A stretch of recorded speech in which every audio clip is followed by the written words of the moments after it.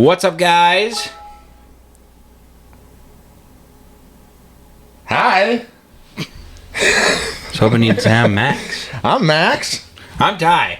And this is a special edition episode of the Wilderness Whiskey Roundtable. Did you stop it? No. We're still live. Yeah, we're still live. All right. Special edition because we hit up the St. Paul Ice Show. We've been making it a point. I think I for sure have been 3 years in a row now.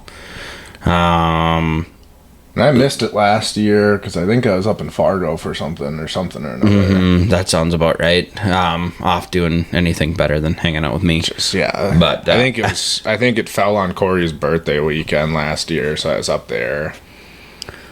Yeah, it was something like that because you had talked about potentially making it on the way back. Yeah, because I think I was coming back Sunday, and you were going up Sunday, but you kind of went up early, and there was just no way I was making it by that time. Mm-hmm. I'm pretty sure that's what it was. It wasn't even early. It was like 10 o'clock. Yeah, but for a 3-hour drive from Fargo. Well, you know. And I was probably hungover. Yeah, that's fair. No, so we went up this year. I think this year was almost one of the most fun years I've had up there. I don't know if it was just the amount of beers consumed, or to me it felt like there was a lot more stuff. There was a lot of stuff going on, and I think a lot of booths were doing cool stuff. Like, people are getting a little bit more, like, creative with how they're doing their setups and things. Like, I don't know. We saw some pretty cool displays and some pretty cool stuff. Yeah, different, a lot of, like, inventor style stuff. Everybody's kind of got a cool little creation and different way of doing things, which I thought was unique. We're going to talk about one of them, and, we kind of have mixed feelings on it, but we're going to try it. I mean, the guy made a really cool case, and, I mean, he's damn good at selling, and made something that was ingenuitive and new to the industry. And we'll see if it's bang or a bust, I guess. What is it? It's called the Bait Load, and we'll talk about that a little later. But I have it sitting next to me, and we'll kind of show it off. But I don't like it. We'll see. I bought it. Yeah. I it's not that I don't like what it is. And we could talk about this a little bit down the road too, but I disagree. I'll just put it that way. We'll show it off and everything a little later. But yeah, there were a lot of really cool, like, Shark Tank style ideas. I can really appreciate, like, the small businessman mentality. Like, come out, book these shows, come out and sell something that you created. Like, it's just kind of cool. Yeah, they're the uniqueness of it, and then also the simplicity at the same time. So it was like we found a lot of things this year that were really, like, ingenuitive, and also you just kind of you seen it and you go, God, why didn't I think of that? Yeah, type like, of deal. That's smart. Like, I don't know. There was a lady selling studs for tracks and tires, and, like, small town style stuff like that. There's another guy that did the bite alerts, or the bite alarm, the line alarm. Yep. Line alarms. The one that really interests me, and this is as my daughter gets older. For sure, we'll probably have to look into them. But you bolt a bracket on the inside of your sleeves. Yep. And that's where your chip ups are, or your rattle rails are. Yep. And that coincides with line alarm. It's not necessarily solely specific to line alarm, but you can put any of your style rattle reels on it. You can link your line alarm on it. I feel like we need to drop a name on this if we're talking about it. Do you remember what it is? I know we grabbed a card. We did. I can't off the top of my mind, but I have it at home, so we'll plug it into the video here. We'll put, like, a little web page or a link to their social or something on here. It's pretty cool, and it turns out they're actually from the town that your dad works in a lot or something. Like, they knew a lot of the same people and stuff, and like, Yep. it was just like a Very couple, small world. yeah, and it was a couple that created it. Like, he was a diesel mechanic or something like that, and like, I can just really appreciate that stuff, you know. So, Very mom and pop style. Like, Yeah. we just created this, and we were attempting to make something of it, essentially, and it seems like they were doing pretty good. and I can appreciate too that they made it synergistic with a lot of the things that are already exist on the market. You know, like, they don't make it so you have to buy like just this specific thing. Like, it works with the Rapala rattle reels. It works with the oh god, what is the whole covered brand? Catch cover. Catch cover, yeah. Cover rattle Yep. reel. You know, like, so it works with almost every rattle reel on the market. If you already have line alarms, you can hook your line alarms to it. They came out with like a bucket mount for a line alarm, so you can hook it on your Yeti bucket or any of your fishing buckets and stuff like that. Like, it was pretty cool, you know. Like, I can appreciate when somebody comes out with something that like adds to something that already exists.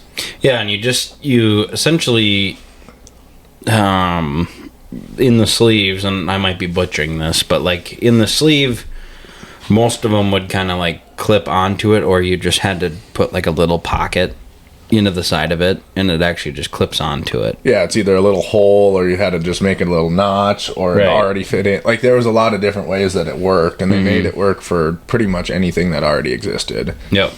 And then they were powder coated really nice too, so they look nice. Super and then, light. I mean, I couldn't believe. I mean, it damn near floated away when I picked the thing up. Right. Really impressive. And like I said, I can really appreciate when somebody comes out with something that like doesn't force you to have to buy a whole new setup to coincide with it. Like, it's a cool idea, but it works with stuff that you more than likely already have. Yeah, it's Which just is something nice. to make your life a little easier, especially with kids. I know my daughter's going to be running around the house this year, so I picked up 6 of those whole covers from my ice house. Probably should have had them anyways, but I've also not had too many issues with dropping things down my hole. But I've been there. wood. I mean, I've dropped 2 cell phones down. You know, I did it once when I was really young, and I did it again last year, I think. Yeah, you did. I was On there. Duck Lake. I was out, yeah. And I mean, it sucks. So like, having that as an option, especially too when you're in the house and you're a little bit more comfortable. Like, my last one was just a sheer fuck up. I didn't zip up my pouch, but like, you know, you're running around in something that kind of feels like home base for the time being.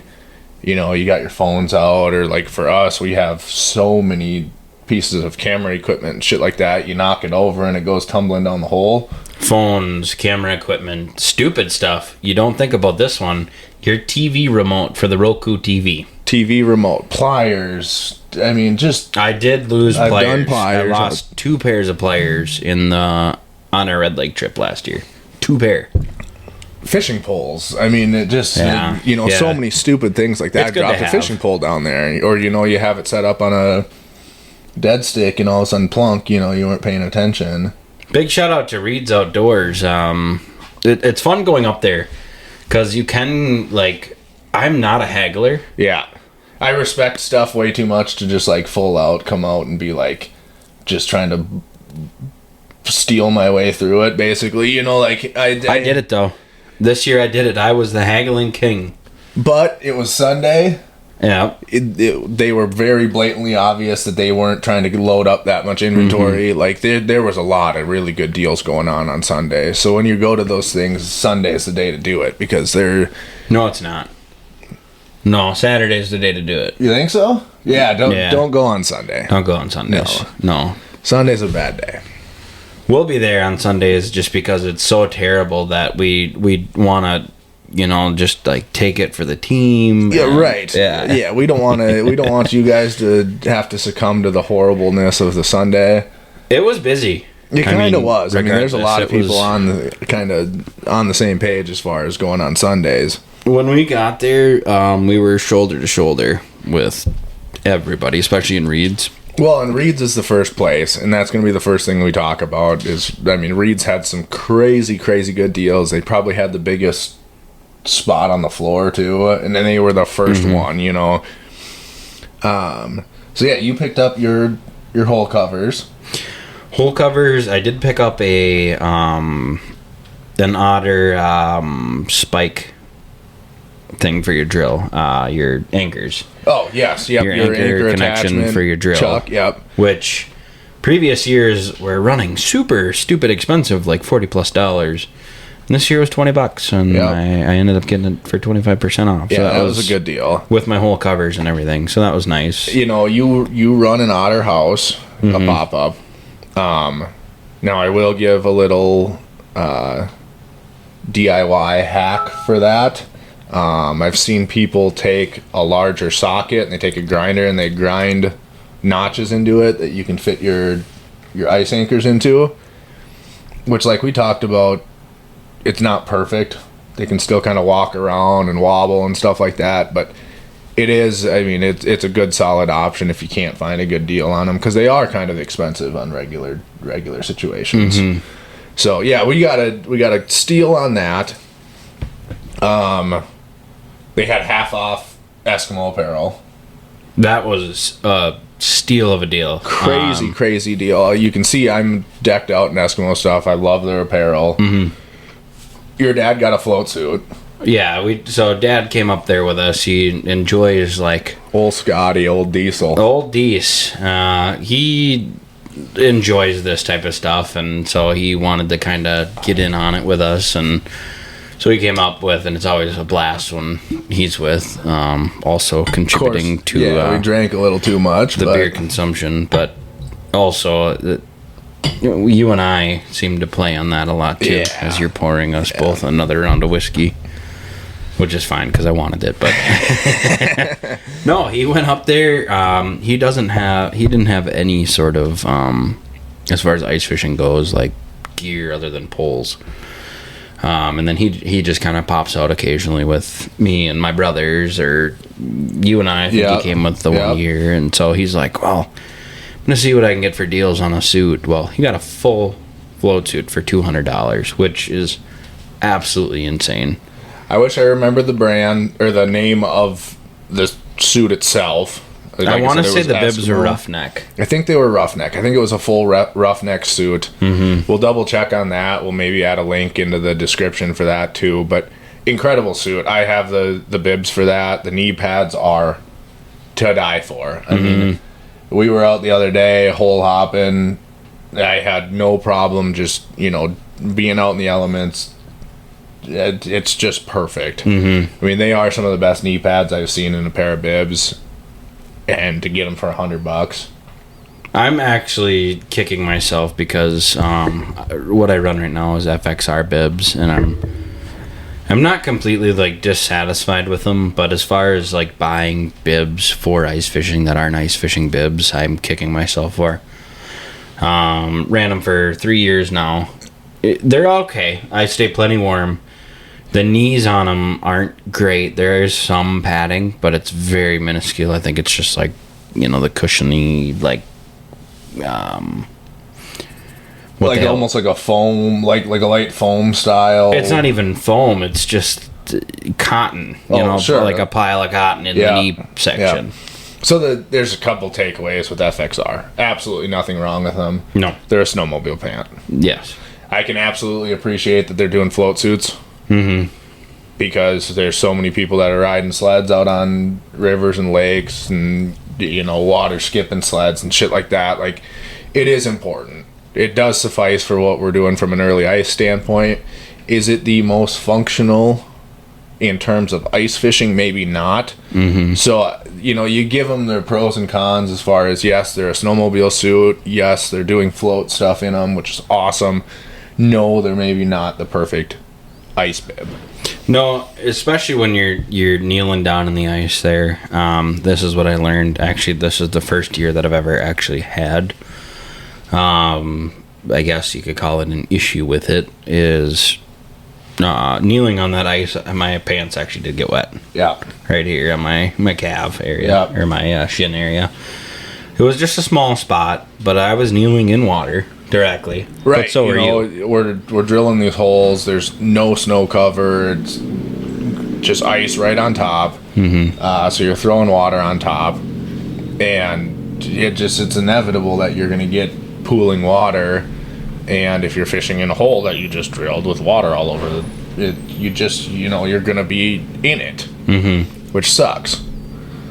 So it is one of those things where, a true pair of ice fishing bibs that are designed for it, that are maybe more water resistant, are going to be important from that standpoint. 100%. Yep. So, yes, I would say if you snowmobile and ice fish and you plan on doing early ice stuff, yes, it's safer than the alternative for sure. Yeah, I would buy them again, honestly. Like, if I was more into snowmobiling, I'd be more like active, I think, about buying another pair. That's my hang up right now, is there's still a $240 pair of bibs. So for me to buy something different and stop using them, and they're just gonna hang there. Okay, so... Well, and that's the thing, too, and I think that speaks volumes, is you've had them for 3 years and they're not shot. Right. Like, aside from the fact of that they're less than ideal for what we do, there is really no other reason to replace them. Correct. So, I mean, awesome. They last a fair amount of time.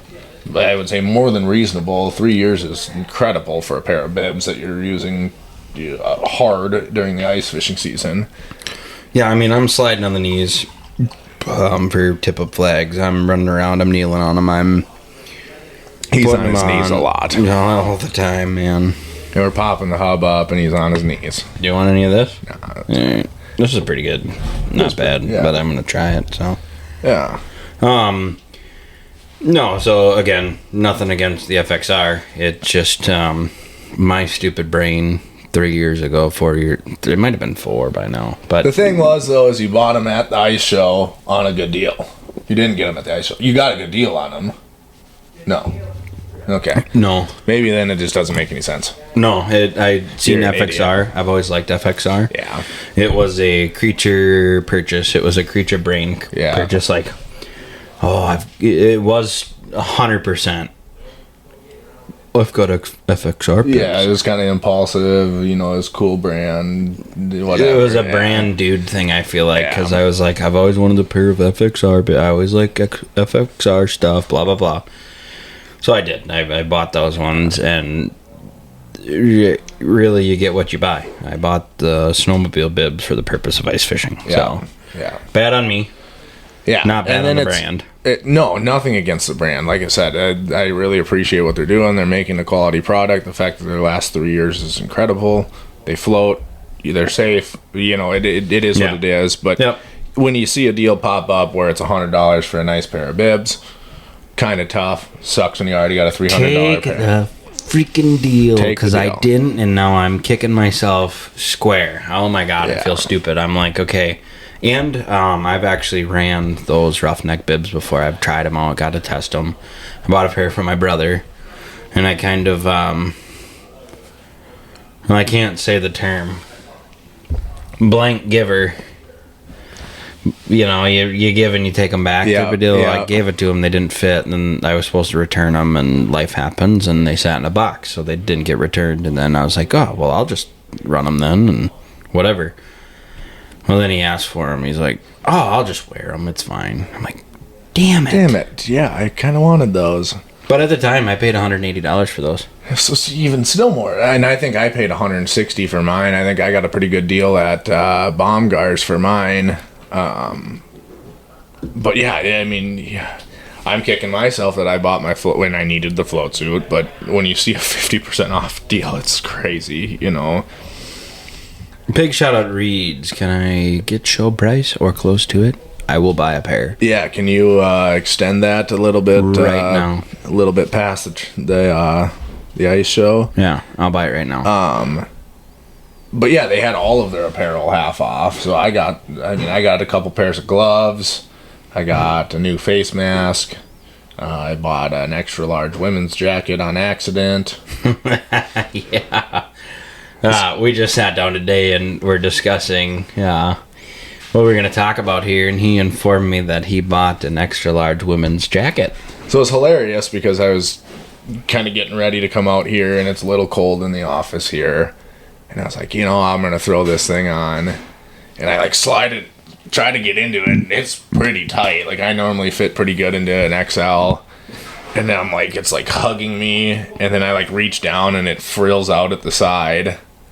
And I was like, God, like this is a really tapered fit and like just kind of tight. So I pull the tag out of the garbage, and it says WMN, and then whatever the name of the jacket was. And I was like, motherfucker, and my wife's not an XL, so I can't just give it to her.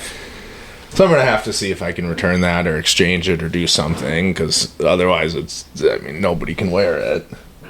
You better reach out to Reeds. Yeah, well, Reeds, again.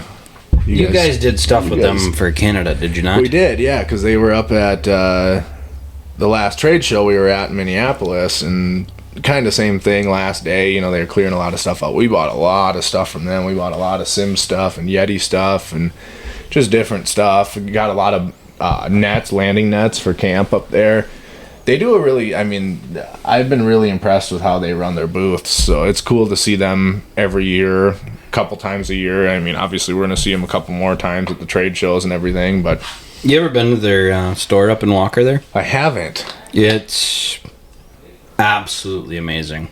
Well, and that's, we were sitting and talking to some of the other vendors and stuff and talking about some of the sales that they were running. And they're like, yeah, they buy things by, like, the truckload, where most, like, smaller vendors have to buy them by, like, the minimum quantity, which is why they can run some of the deals that they do. But it was crazy because, like, some of the Eskimo stuff at other places was, 20-30% off. I can still appreciate a good deal. That's a good deal, but it's hard when the first place you walk into got them for 50. Yeah, and it's just a sheer volume thing. It just is what it is. So they were running even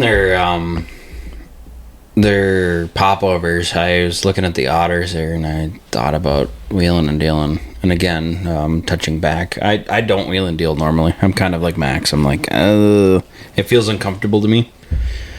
But like you respect a brand too, like. If it's priced at that point, it's because they believe it's supposed to be priced at the point. Who am I to tell you that your product's not worth what you tell me it is? Mm-hmm. Like that feels weird. But at these shows, I feel like maybe it's a little more common, because where I actually picked this bartering up from was from 2 years ago when I bought my coat.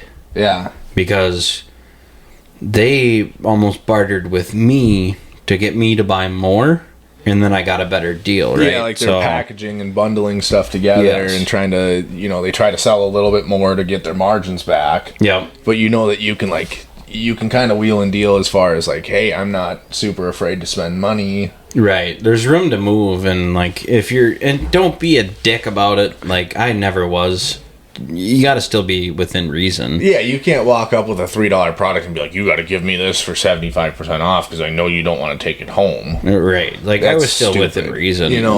And most of the time what I would do is like, the whole coverage, I said, there wasn't a price tag up there, and he didn't know off the top of his head, so he grabs one, goes and checks it out, and he's like, it's this, but we're running into that this, right? And I just said, okay, well, what if I buy 6? Right, I got 6 holes. I'm not just going to buy one. Right. He goes, I'll give you 25% off. Yeah. And then, like, that's how I got that Otter thing cheaper even yet, because he just 25% through the whole purchase. Right. So something that was only 10 or 15% off gets bundled into this 25% off deal because you're buying other things. Right. And that's, my float suit was... And I might have just gotten lucky, but I brought cash with me that year. And I knew I was buying a coat. Like, that was my main goal, and I knew which coat I wanted, and so I tried a bunch on.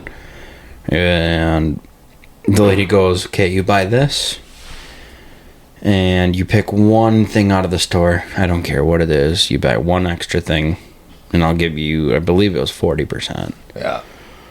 And I'm like, sick. I'll grab sweet. a pack of Yeah, I went and grabbed jigs I or went and something. grabbed A pack of a tip up. plastics. Yeah. This is what I did. The $25 tip up. And then I got in line, and I waited in line.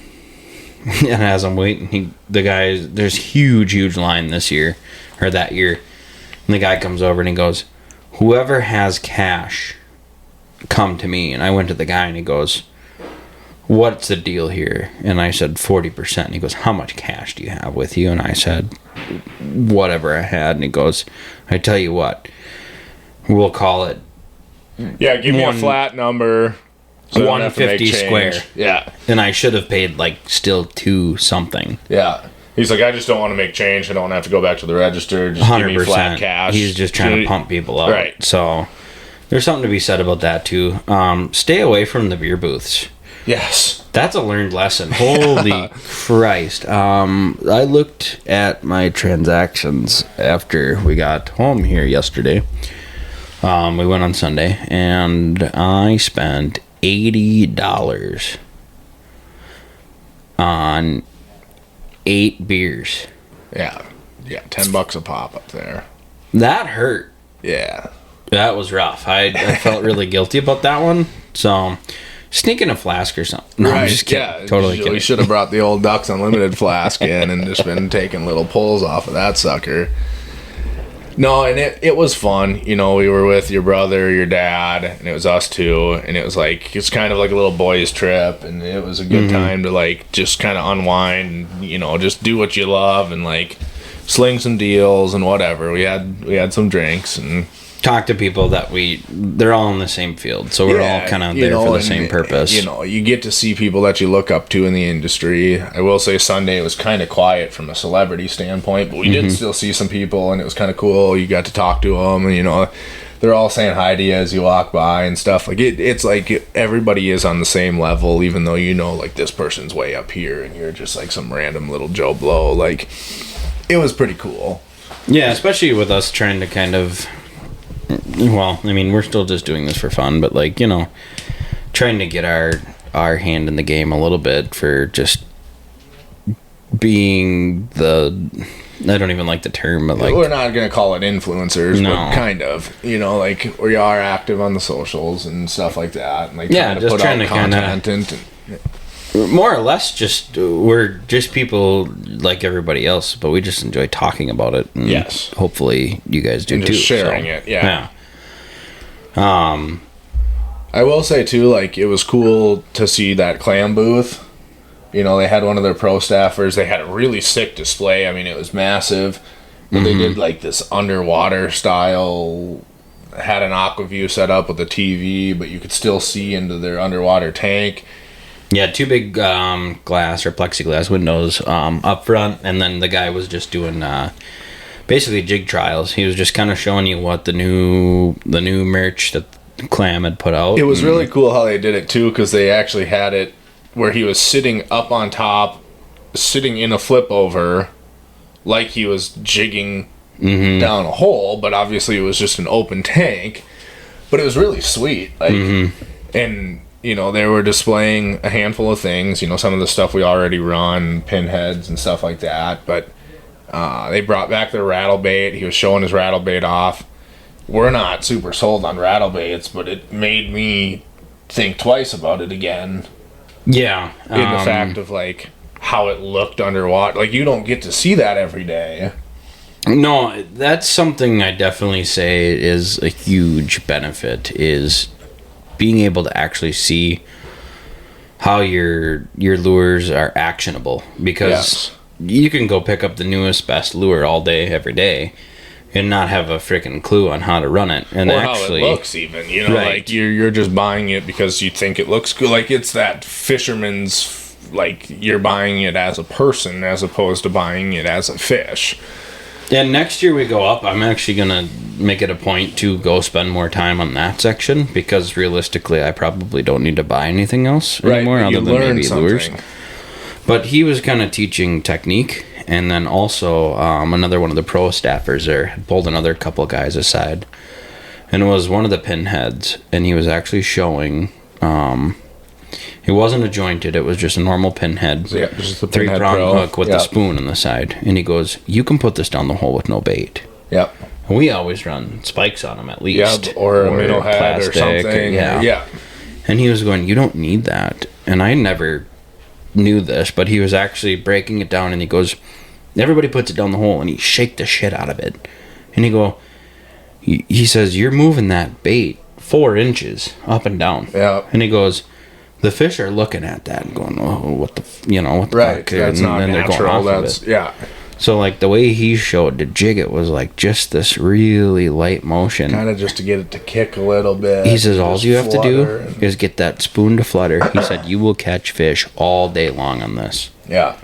And so, like, that's a different perspective for me, especially because the way I was always taught and, like, grew up was, like, you jig the shit out of it. My cousin always said, rip that fucker. And he goes, drop it on their fucking head and bounce it right off their forehead, you know? Yep. And so, like, there is a time and a place for ripping, don't get me wrong. When you need to call a fish in on a roaming flat or something, there is a time and a place to rip it, but not all the time and not all the way up to the bite either. And not every jig. Correct. Like, certain jigs have certain techniques, and that's something that, without knowing it, you don't know it. You maybe rip it to get their attention, but then you settle down and be a little more subtle and just kind of let it kick and, close the deal that way. Mm-hmm. It was a very neat perspective. I like what he said too, and we've talked about it, drop it into, I've done it before where you drop a jig into like a clear glass or something, you fill it with water and you just see how it moves. But take it to a bigger scale and start using spoons and start using rattle baits and stuff like that. See how they fall on a dead slack line. Mm-hmm. Open the bail and just let it drop to the bottom and just see how it, does it roll? Does it just tight flutter? Does it kick? Does it, what does it do? So with spoons and rattle baits, something a little bit larger, like I might go look at getting a little fish tank. Mm-hmm. Fill that fucker with water out in the little shop space. Honestly, just get one of those large, like, tubes. The round tubes, the plexiglass tubes. And just seal the shit out of the bottom of it and fill it with water and drop it in that. I think that'd be probably I almost wonder, too, like, just a clear, like, Rubbermaid container or something. Like, something that's, relatively see-through. It's not, like, tinted or, that you could see into good, if that would be sufficient. Then we're going to try a few different things in our little fishing shop area and test some stuff like that, Yeah, because it just lets you know, like, what the fish are seeing when it's down there, so. Well, and that was the cool thing, too, was, like, they're sitting here throwing plastics and silkies on different things that you would never think of, but you get to see what it looks like, and if it looks good, it's worth a shot, Like, 100%. Sure, you might come up with some crazy idea that looks like garbage, but but he was throwing silkies, and they got these new Niku plastics. And the Nikos are cool. That was one of the things that, like, really, really sold me, and I actually went back to, what was the other place? I bought Nikus from them. And, Joe's. Yeah. So I bought Nikus from Joe's after going to Clam and seeing how he was running. And I have a mess of silkies, but he was running drop kicks with silkies and a Niku, and it was incredible. I got to watch how it looked. It just undulated, it fluttered, like, it was really, really cool. And these Nikus, after talking to the Clam Pro staff, are significantly tougher than their old stuff. Yeah, the gal that we talked to was telling us just how durable they are. She goes, a lot of times you got the danglies off the back that are kind of hanging down, and you get a crappie or a bluegill bite off of it, and all of a sudden your little flutteries are eaten off. Yeah, your tail's gone, or your little side piece, like... Yeah, and so it just ends up ultimately you're done with that plastic. Right, you gotta throw that plastic away. Right. And that's always the nice thing about plastics is you get so many fish out of them. Well, now you add extra durability to it, or you're catching tenfold before you have to change plastic now. Mm-hmm. And with live bait, you're lucky you pull 1, 2 or something like that out of it. Their other plastics I think were pretty durable, but if we're talking these Nikus are significantly more durable than those, I'm pretty impressed with them. Yeah, 100%. They have a lot of different styles, body styles, and like little fluttery tails, and some of them were more solid. They have big ones, little ones, and ones with fins on the sides. So they like glide a little bit. Yeah, they like kind of had a almost motion to them. Yeah, it was pretty cool. And I think too, like again, seeing it, he was jigging a horizontal jig, and then he pulled it up and he slid it around the hook to where it was almost more like a vertical style plastic on a horizontal jig. It looked just like a freshwater shrimp. Yes. Which is crazy to me, so there's different ways that you can play around with these things. I got a lot of respect for that Clam Pro staff. Yeah, I do too. It was, like I said, just being able to see it down in the tank right in front of you there, it kind of opens the door for just new technique and just learning like what you should be doing to make these fish come to you. Yeah. So I think that was really, really cool. And like I said, it sold me on going back to buy some of the Nikus at Joe's. Mm-hmm. So I got a handful of different ones. We're pretty excited to try those out. We're hoping we're going to try them out this weekend. So yeah, we're going to try and sneak out this week at some point. We are not sitting on the same lake. We're going to go try a different one. Yeah. So, another cool portion of the show, and I'm actually wearing the hat here, is the Hometown Hero. Yes. They run a pretty cool program for especially like PTSD style things for vets and stuff like that. Yeah, so their big thing is, first responders, veterans, active military, talents on the fire department. So that was actually kind of Tanner, yeah. Was kind of what started that conversation. Was he saw his little radio, his jacket, yeah, his jacket, yep, and grabbed him and basically said, hey, like, have you heard of us? This is what we do. And it turned out that we had this really cool conversation with them about all of these different things that they do and how these volunteers are helping these, first responders and military members and veterans, cope and get involved with each other. And like, it was so cool. And neither of us have served and neither of us have done any of the first responder stuff or anything like that. And that's fine. But, these people need something like that. I think that was where it was so cool. We're such a huge advocate for even just the average person getting out and doing these things because it's so fulfilling and like makes you feel good. Yep. They grab these guys and they plan events and they set up events with their volunteering staff, and one of the staff members who has kind of either been a part of that or like experienced some of those struggles will take you out on a hunting trip or a fishing trip or whatever it means, hiking, yeah, like just being outdoors. That was the big thing, was just get outdoors and experience the joy of being outside. And that's what we always preach. But it was so cool to see somebody advocating for like the people that really, really need it. 100%. That's, and actually, like, if you ask my wife, I need another hat, like I need a hole in my head, but I'm like, well, I like the hat, and not even that. It was just, I want to support something as cool as this in some way, shape, or form, and that was,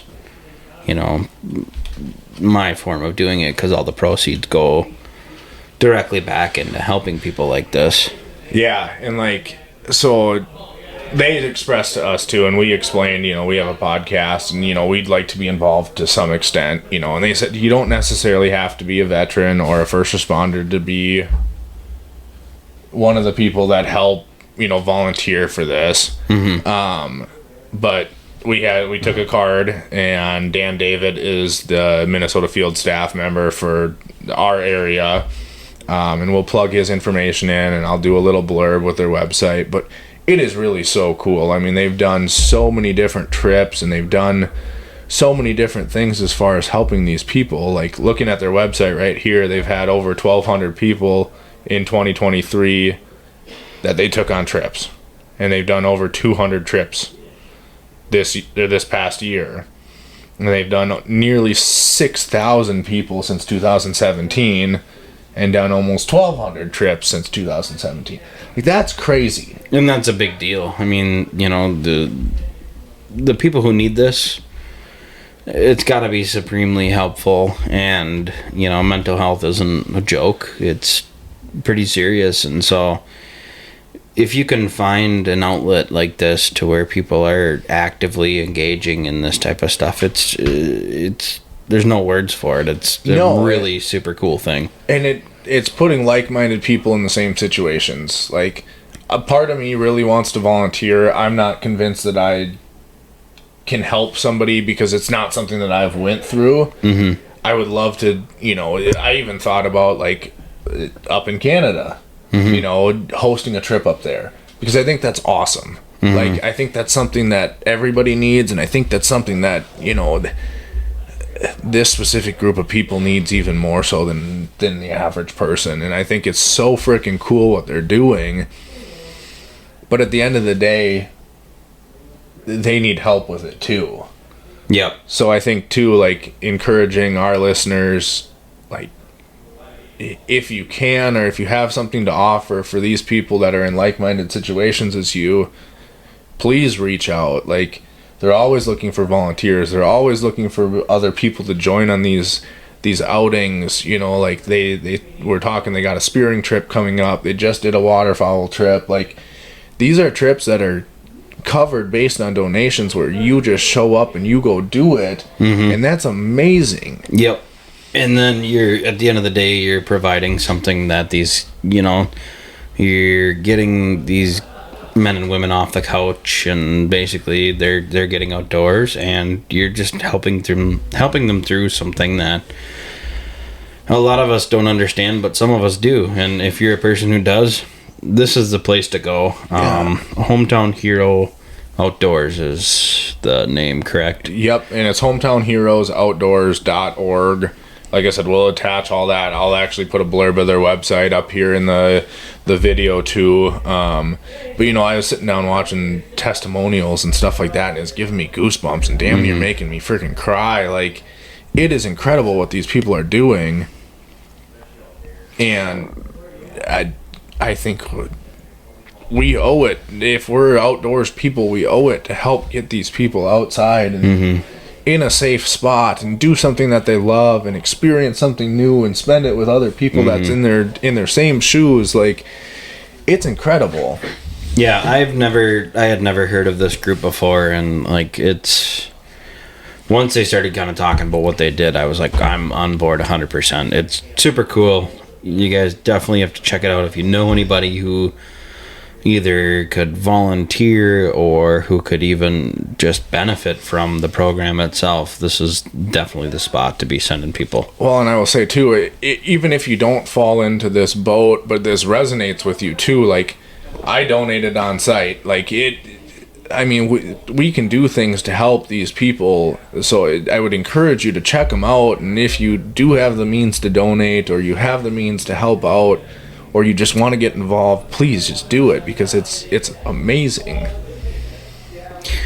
Yeah. Again, he'll put all the stuff up top here, and do what you can, or at least just check them out, because it is very interesting. Yeah, or I mean, even if you just support their social media pages and stuff like that, like, it is something that is so cool that's not getting enough exposure, that I think that I feel obligated to have to urgently express that this is something that's really, really cool. And we would have never met these people. Like, you know, like, that's the neat thing about going to these events, is like, you meet so many people that you just, like, you get these cool little things that just hit home, and you feel like you have to do something about, and this is one of them. Yeah, definitely a newfound, like, passion about something, or at least maybe that's not the right word, but just super interested in. It's very unique. So yeah.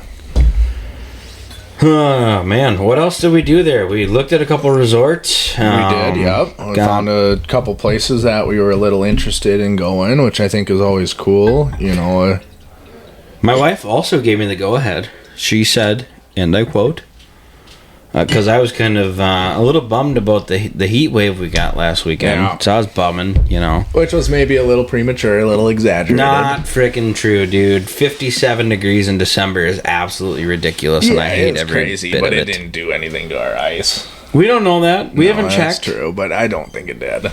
Yeah, well, what you think and what is real are two very different things, Mr. Let's just drive the track sled on it and fucking hope for the best.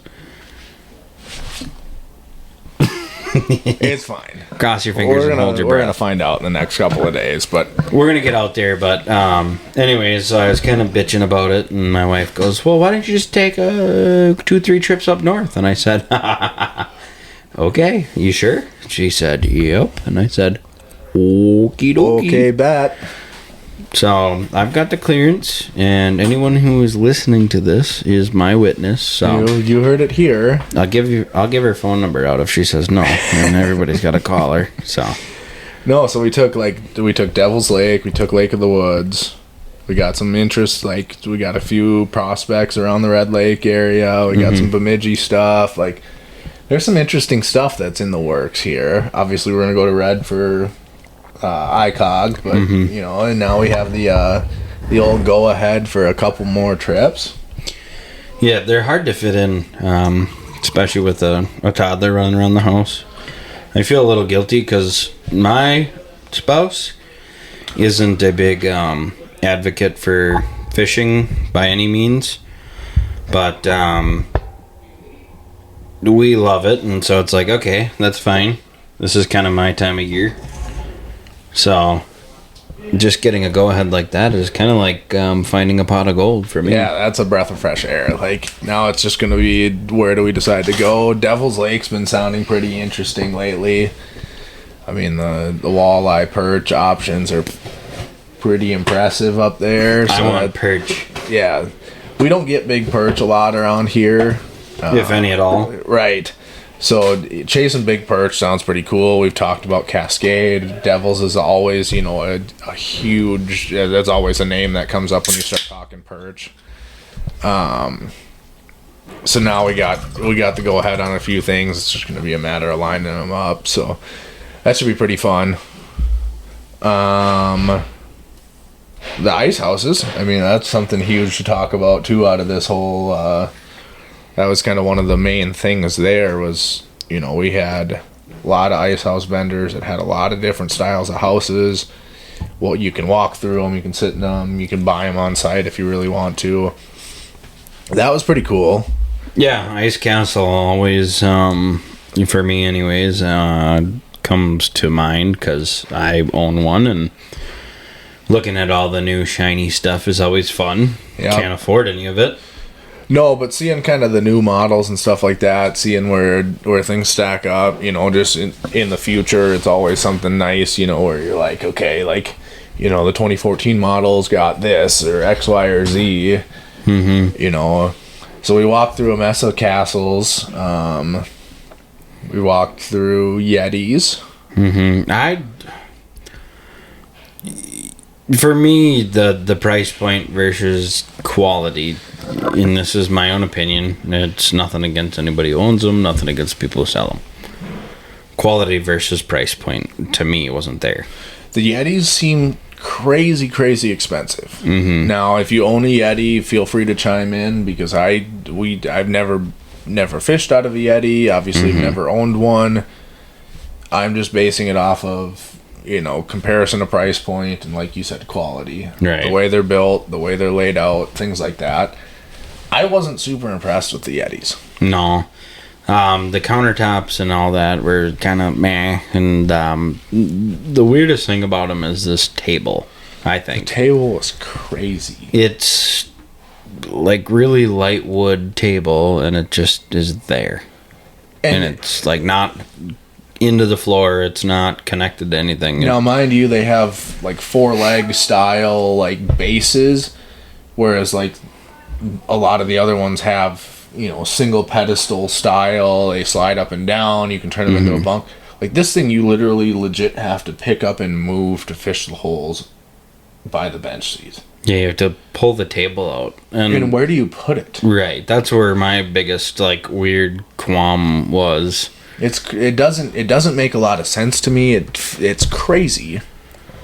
Yeah, and we looked at one that was a $57,000 house with this rudimentary little table, and everything about it was what in this am I actually paying for? And when you're looking at something at that price point, I feel like you have to walk in and be like, well, yeah, it was expensive, but look at how nice of a place. Correct. And it didn't feel that way. It has to make tangible sense. You have to be like, okay, yes, I paid for X, Y, and Z, and that stuff just didn't stand out. There were a lot of things, and don't get me wrong, I can be pretty particular about Ice Castle too.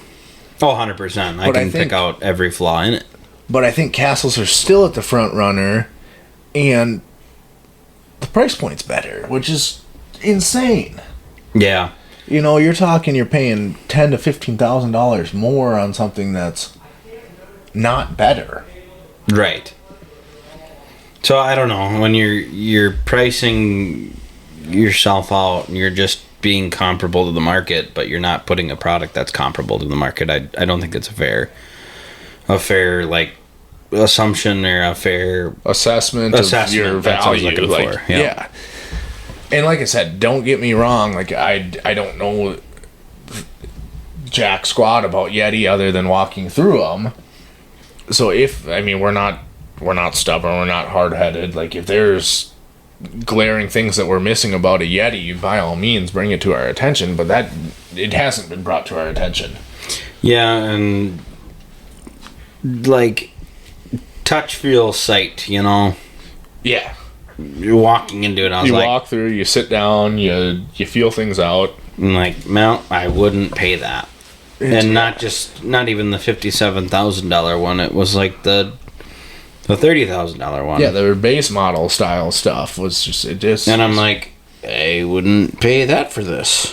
Not in a heartbeat. And maybe if you do, you do. If you like them, you do. Obviously they're there for a reason. It's not they're not selling houses. It's correct. Just they not exist. For me. They're still a big player in the market. So obviously they're doing something right in the sense of fishability or quality or something. It's just it doesn't necessarily line up for us. And the fact that you have a castle already and you see the values of a castle, you see the price point of a castle. There's just a lot of things that you start to. It's a comparison game, right? Mm-hmm. At the end of the day, you're okay, I'm familiar with a castle. I know how they build their stuff. I know what their quality is like. And I know what's wrong with them. Correct, yes. And how to fix it. The glaring things that are wrong with them still don't stack up to what seemingly is glaringly wrong with the competitors. Walking into a brand new ice house and you're ooh, youch. Yeah, as soon as you walk in and you're this doesn't make any sense, that's a huge red flag. And we looked at the cores too, and that was one thing that I've kind of seen Core from their first-ish kind of set of years, because we went when Core kind of launched, I feel or at least must have been becoming big enough to be at the show or something. I had just never seen it before. Right. And the concept is cool because it's very rudimentary, very base, but also functional. With a quality standpoint behind it. They use PVC cupboards, PVC everything, walls, cupboards, exterior, even their fold doors on the back. It's all PVC based, so you can run a pressure washer through those. Yeah. So I had never seen Core before. Mm-hmm. And like you said, obviously they're becoming a player in the game for sure. There were maybe 4 different brands of houses there, and they were one of them. So they have to be up there. Yep. They're unique. They're neat. They do a lot of cool things.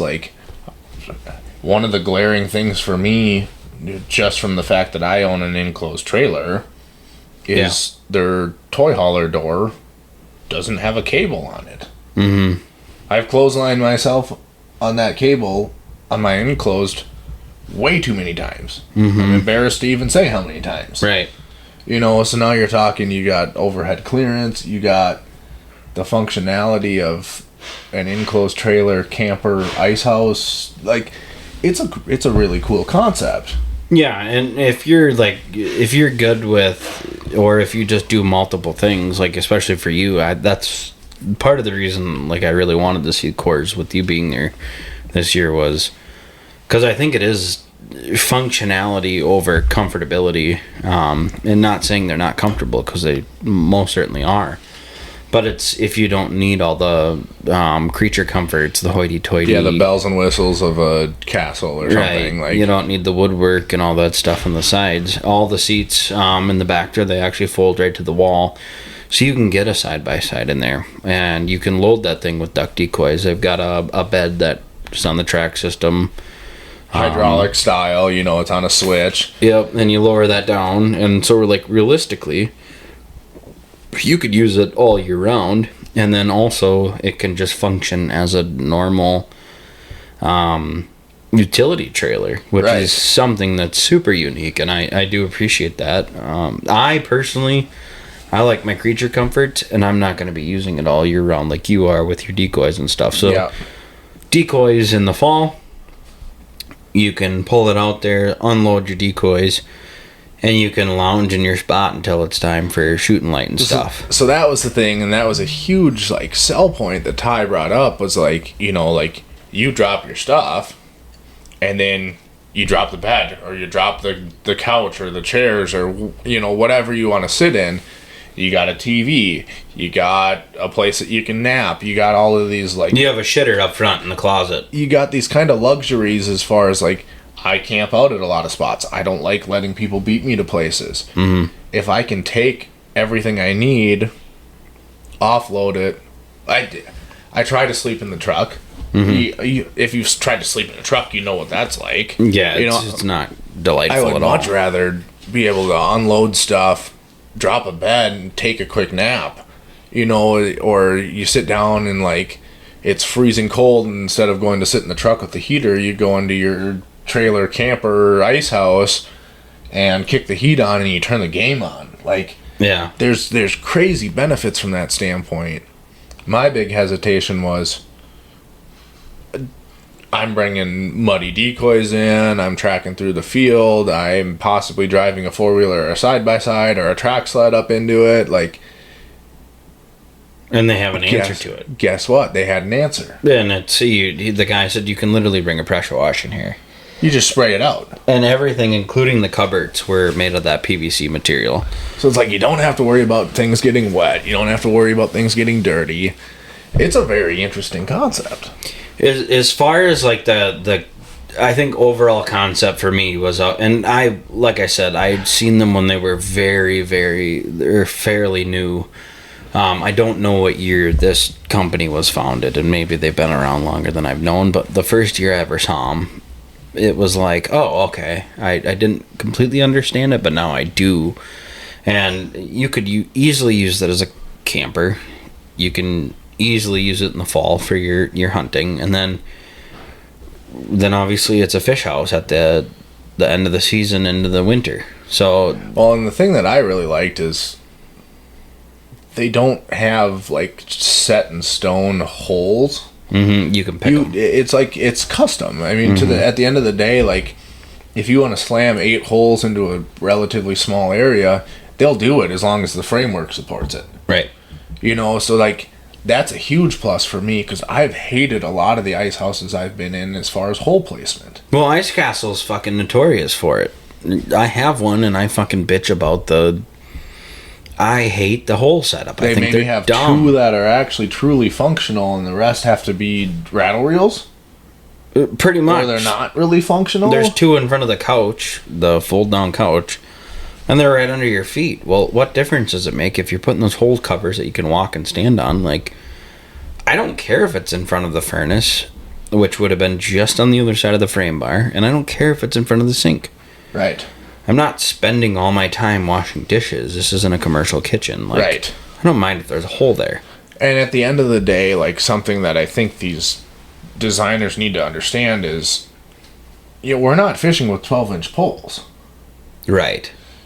So we're talking, a lot of commercial fishing poles, a lot of standard sizes are 26, 28, 30 plus inches.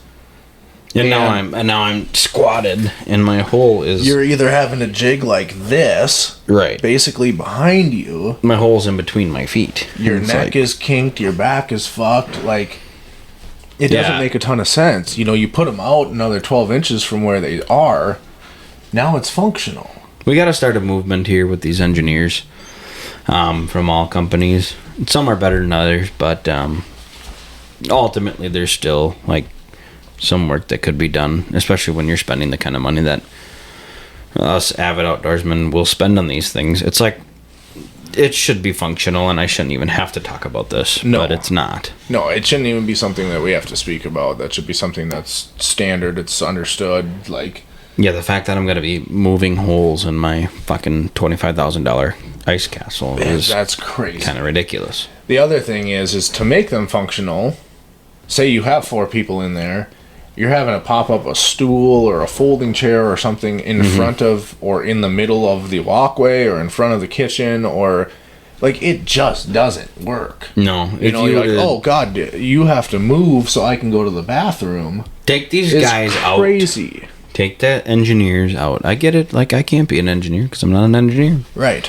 But also, you should probably know what the fuck you're engineering. Right. And I would like to see the engineers truly, like, actively use the thing that they're creating. That's always been my big thing, is like, the people who are qualified for it aren't the ones that are using it, and the people who are using it aren't qualified to be the one designing it. So there's got to be a middle ground somewhere where there can be this mutual understanding of like, hey, I have to get in the mindset of the person that's going to be using this, and I need to make it functional. I think they are. They've gotten better in some stances, but like,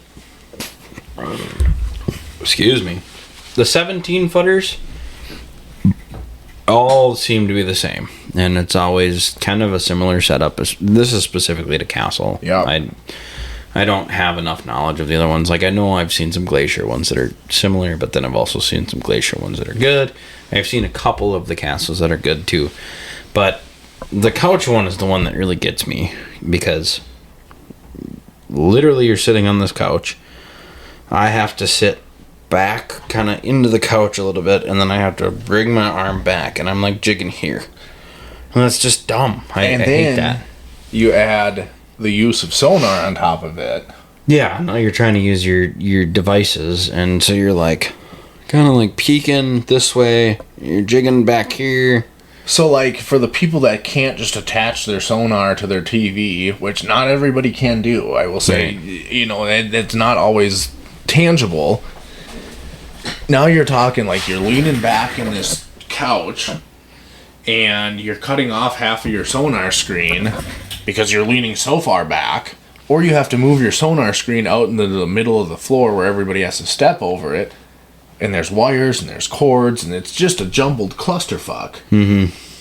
Like, it just doesn't work right. Yeah, essentially it just needs some work, and I think you send your engineer guy out on the ice do a weekend in it, and then he's got to sit in that spot of the hole that he made, and you fish that and tell me how you feel when you're done fishing. Right, and fish it multiple different ways too, because like, not every situation's the same either. Like, you're talking, are you walleye fishing or are you pan fishing? Well, if you're pan fishing, you're fishing with a 24-inch pole, it's maybe fine. If you're fishing with a 36-inch walleye pole, guess what? That's hella uncomfortable. Well, and when my bathroom door doesn't open because the fold-out couch is down, God damn it. Crazy. That's crazy. Bad on you guys. It's the fact that the pocket door wasn't in mind previous to, I believe it's like the 2019s is when they started doing it, and they're still not standard. Doors existed for how long? You're telling me it's more expensive to put this little... I've seen the pocket doors. They're nothing special. No. And I don't need anything special. My It's just the 1980s fact. house has every fucking pocket door. Right. So like the fact that was an afterthought to where I couldn't get my bathroom door open when I've got two people sleeping out there. And I'm a guy, so I can go piss on the ice, big womp. But also, when my wife or your daughter, whomever's out there with you, yes, I get it. That's part of fishing too. But also, I bought the one that I didn't have to do that. So Well, right. I mean, if you were just going to piss on the ice, you wouldn't have bought the one with the bathroom. right. Right? Like, the fact that you put a bathroom in it means that you have somebody who doesn't necessarily want to piss or shit on the ice. Exactly. So let's make it functional. And it's easy because all you do is you bump that. In mine, excuse me, the access to your shitter valve is in just a little cupboard. Well, I've seen the ones with pocket doors, and you just bump the cupboard forward a bit, or actually you just cut the backside off, Right. and it slides right in there. To the point where like I'm gonna take a sawzall and cut into my shit. So very common problems that are very easily fixed. Yeah. I think that's just something to look at. And if you guys have an opinion on it, let us know, because I know I've talked to multiple people, including actually people who are like deeply involved in the network of like these bigger brands who sell these houses. Well, that's the funny And thing, they agree. too, is you go to these shows, you see the houses, you express something like that, and you're like, yeah, I totally agree. I understand. Right. And it's like, fuck, like, why? Where is this disconnect happening of, like, Do I gotta write like a letter? you might have to. We might have to go fucking knock on the door. Oh man. Hey, yeah. Can I talk to the CEO, please? Or at least just the head engineer or somebody, Yeah. You can drill something through. No, I don't know. It's cool to go in and see all of the different styles, brands, changes, everything like that. Like, there's a lot of things that we saw too that we were more than happy with, as far as like, okay, this has progressed, this is awesome. We're getting somewhere. Like, some of the hole changes were actually pretty respectable. You're like, okay, like you sit and you think about it, and it's like the ones under the table. Well, now you're fishing just cross hatched, and you actually have room to jig and stuff. Like, Right. we're not just like, I totally understand that there is people in the world that they drop their castle, they hang out, they drink, they play cards, they run rattle reels, and that's all they do. Mm-hmm. And that's fine. 100%. But what about the people who don't do that? Well, and we're there too. I mean, There's you're running 4 rattle reel. Us two sleeping in the castle, we're running 4 rattle reels overnight. Any whole configuration is absolutely fine from that standpoint. holy shit! I just had a sort of an epiphany. That's literally just what they're running it on. Well, that's exactly what they're basing it on. They're basing it on people that, it's going to sound bad, but like the lazy fishermen. Well, it's not always lazy. No, and there's times I gotta where go it's to the bed, more too. effective. Right.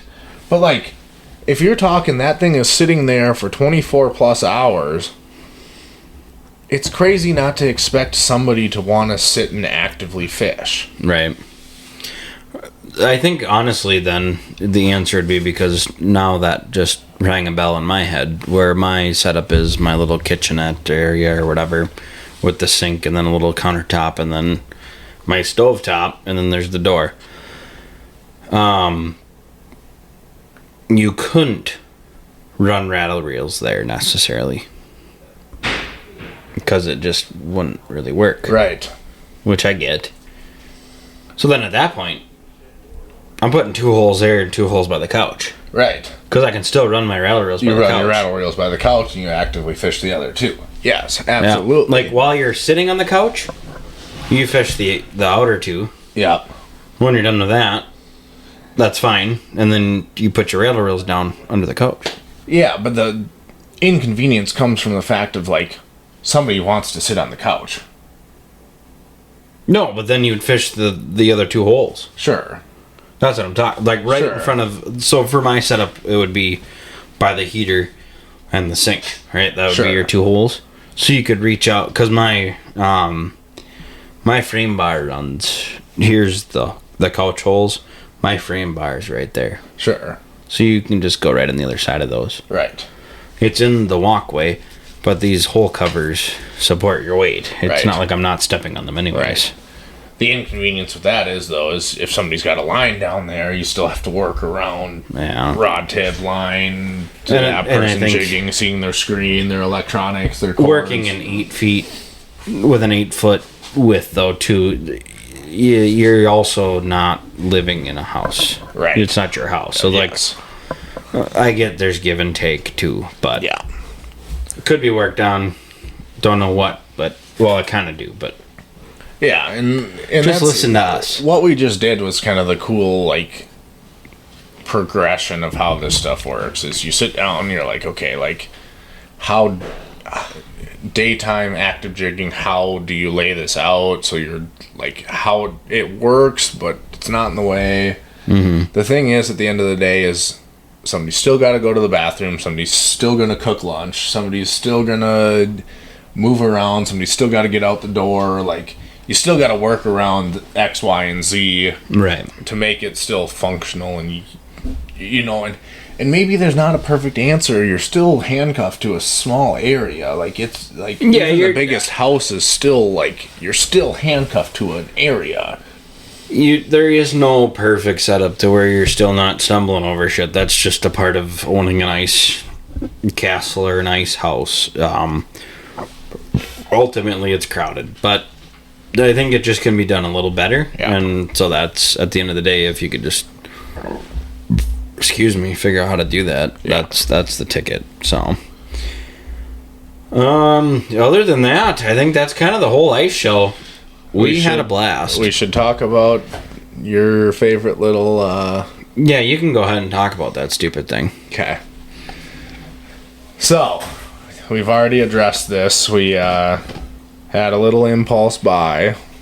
It was Max's fault. He It was my fault. I will take full responsibility. he walked up it. to it and the guy goes, "Have you guys seen this yet?" And Max is like, I said no, and Max goes, "I've seen it before, and I'm gonna tell you right now, I'm gonna buy it sight unseen." Yeah. And I'm like, Well, I've seen this it. must be good. And like, yes, I've seen it. Andy has one. I do really like the concept of it. It's neat. It's really cool. Is it functional? Is it tangible? Is it something you're going to use every day? I don't know. That's going to be something we figure out. Does it get thrown to the side and we don't actually use it that much? We're going to find out. We spent a decent chunk of money on it, which is kind of unfortunate, but at the time I'd feel like it's worth it. It is the bait load. And what it is you pop the cap off of it, you dump your wax worms into it. And this is actually the product that I do think is worth a value. Yeah, I fucking pop the bungees off of it.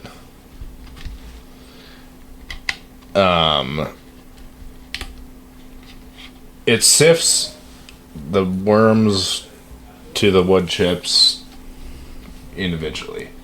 So like everybody's dug for worms in a big bucket of wax worms. Like you get the 100 count of wax worms and you're sifting for the wood chip through the wood chips to find a worm. This it's like the little pickle thing. Have you seen the pickle thing? Mm-mm. Takes all the juice to the bottom of the pickle. Oh, where you pull it Yeah, out. Yeah. So it's basically that. It drops all the wood chips to the bottom. It catches all of the wax worms. You can just grab a worm. I think it's a neat concept. Did you buy the loader? Yeah. I bought the whole kit. So it came with this little waxy wizard. Do you have mine too, by the way? So for some reason Ty bought another one.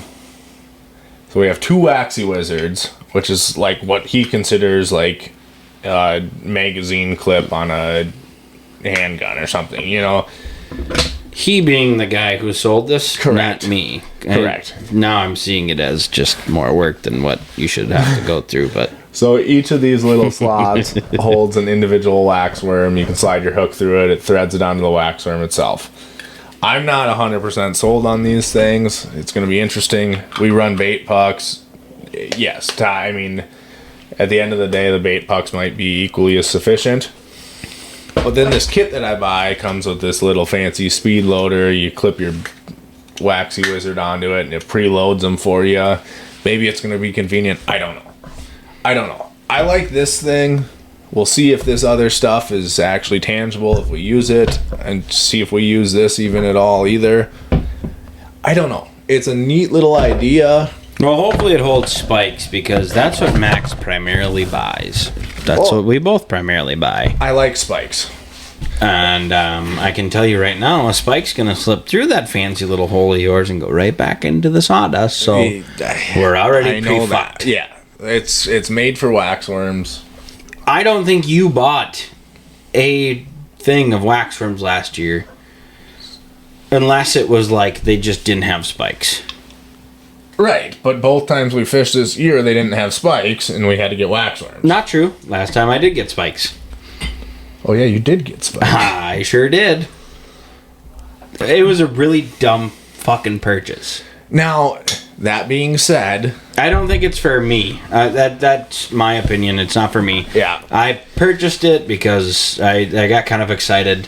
It's not completely Max's fault. I am also impulsive anyways, but yeah. I was like, that is a really good idea. But then once I got it and I was like in the truck and started looking at it and like analyzing what it took to get these worms into this puck that I'm going to carry in my pocket that a speed load, maybe it will be helpful, but then also I'm like, yeah, but the extra fucking 20 seconds it takes to take my glove off and just hook one on, I could have saved myself $20. See, but that is where it might be nice, is where it's balls fucking freezing. Maybe you don't have to take your glove off anymore. Right. We'll see. We'll see. I don't know, man. I will say, I came into it super overhyped, probably, the fact of like I was fucking ready to buy one. He's like, I've seen this.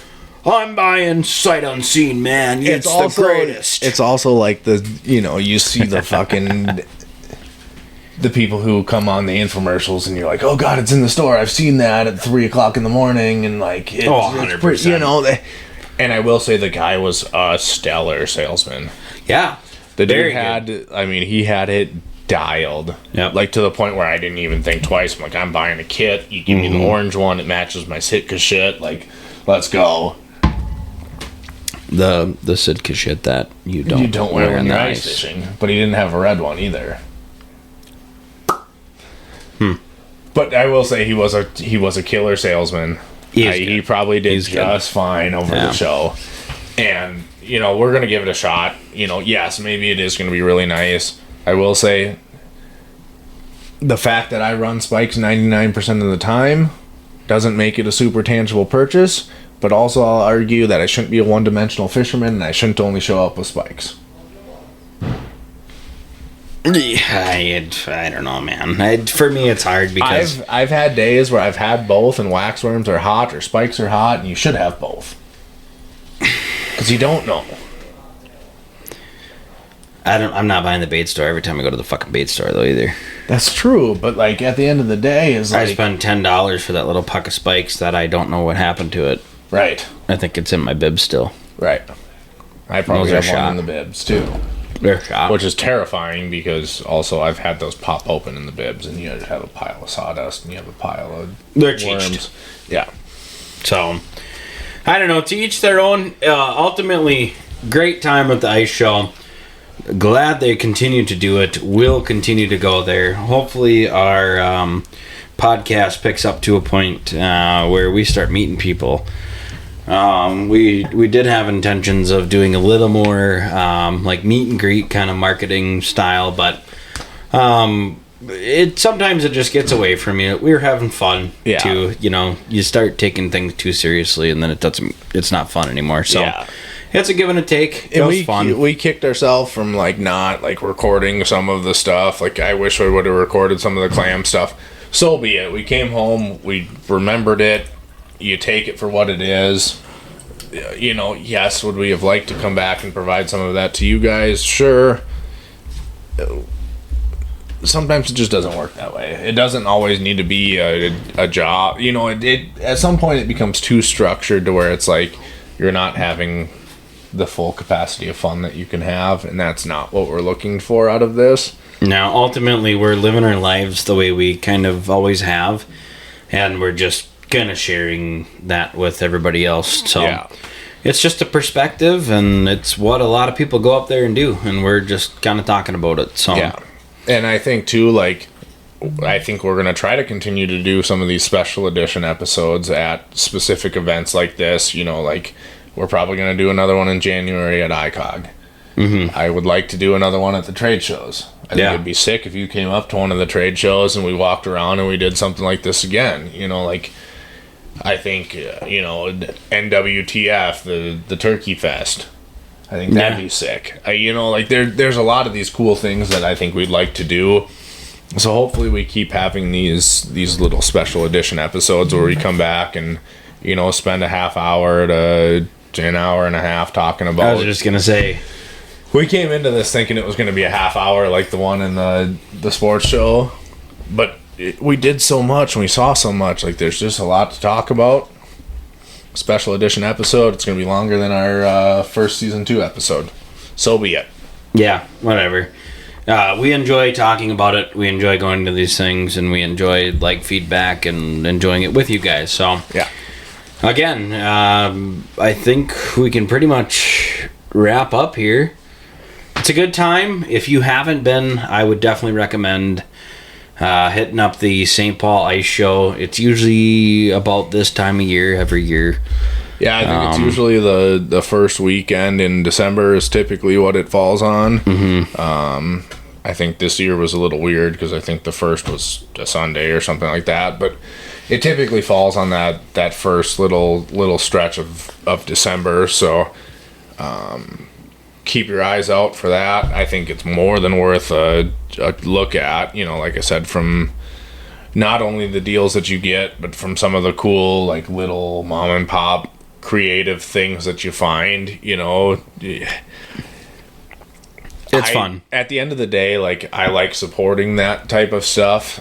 So I mean, even if this bait load is a flop, I think it's still cool. Like these people were creative. They came up with something ingenuitive. Like, yeah, and I'm not shitting on it. I just don't think it's for me after I bought it. Actually, I do think it's a cool product ultimately, and I also thought the minnow float bucket was a cool product, and I can't tell you where it is anymore because I used it a couple times and I was just like, ooh. But for some people, it's very very useful to you. So again, not shitting on it. If at the end of the day all you use is waxies, probably absolutely. You know, or you know, there's just so many different niche scenarios where some of this stuff falls into play. I always used to use waxies, and now I only use spikes because usually that's what dipshit over here uses. And then he bought this fucking stupid shit and made me buy it. But it's fine. It's fine. We'll get use out of it. Anyways, I think if we're catching them with it, we'll talk about it later. You know, like if we'll keep you posted through the season. It's early. Yeah, depending on how our perspective on it changes or doesn't, it will let you know because that's what we strive to do. You know, if it's something that's kind of we're sweet, just that cool. We're just trying. What we we're do. just out here trying shit. This is what we do. Yeah. Maybe we'll do a review page on top of this. Yeah. we'll just talk about it. The wife is already like not letting me out of the house, so. Yeah, that's Just the kidding. hard thing is like now we have an off-site podcast studio and we're not home. Yeah, it used to be a lot easier in my garage. Yeah, well, And less loud. Look at this little beautiful backdrop. Yeah, sorry about the noise earlier. We'll try and edit that out. But all right, guys. Anyways, that is our take on the ice show. It has been almost an hour and a half, so you know it's good. We will be posting an episode again, probably Monday again. Yep, you'll see our standard episode on Monday. This should be going up today. Yeah, check it out. Tonight, Thursday, whatever. Other than that, we appreciate you guys tuning in. Get yourself some tickets next year for the ice show. You don't have to do it early or anything, but when it comes around. Other than that, you guys have a beautiful rest of your Wednesday night, and cheers to you guys. Thanks for tuning in. Max and Ty, We're out of here. out.